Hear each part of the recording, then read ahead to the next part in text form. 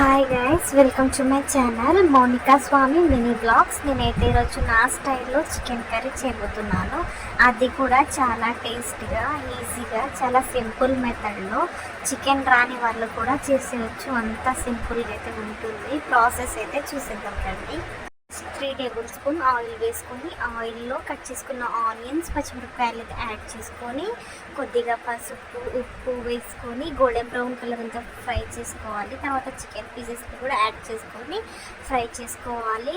కొద్దిగా అల్లం వెల్లుల్లి పేస్ట్ యాడ్ చేసుకొని చికెన్లో వాటర్ అంతా ఇంకిపోయేంత వరకు అయితే ఫ్రై చేసుకోవాలి. తర్వాత మనం కట్ చేసుకున్న టమాటా ముక్కల్ని కూడా వేసుకొని టమాటా ముక్కలు కూడా బాగా ఫ్రై అయ్యేంత వరకు అయితే ఫ్రై చేసుకోవాలి.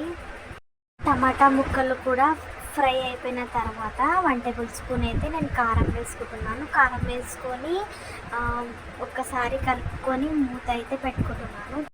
చికెన్కి తగినంత వాటర్ యాడ్ చేసుకొని తర్వాత గరం మసాలా పొడి, చికెన్ మసాలా పొడి, పెప్పర్, ఇంకా లవంగాలు, ఇలాచి పౌడర్ అయితే వేసుకొని కొత్తిమీర కూడా యాడ్ చేసుకొని చికెన్లో వాటర్ అంతా దగ్గరయ్యేంత వరకు ఉడకనివ్వాలి. ఉడికిన తర్వాత ఎంతో టేస్టీ అయిన చికెన్ కర్రీ అయితే రెడీ.